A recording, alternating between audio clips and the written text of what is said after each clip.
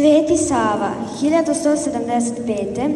do 14.1.1235. Bio je srpski princ, monah, iguman manastira Studenice, književnik, diplomata i prvi arhijepiskop autokefalne Srpske pravoslavne crkve.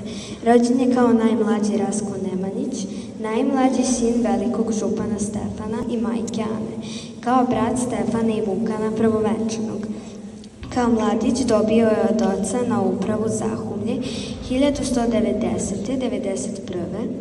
Ubrzo 1192. Rasko je pobegao na Svetu Goru i zamonašio se u ruskom manastiru Svetog Pantelejmona, gde je dobio ime Sava. Kasnije je sa svojim ocem podigao prvi manastir Hilandar.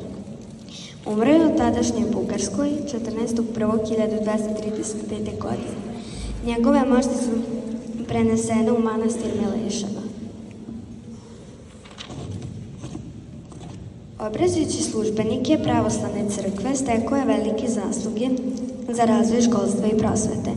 Svojom dobrotom i mudrošću pomirio je zavađenu braću. Bio je voljen i poštovan kako u svojoj zemlji, tako i svim okolnim. Pripovedao je veru, znanje, ljubav i plemenitost. Slava Bogu! Pesnica? Konstantin Setanov.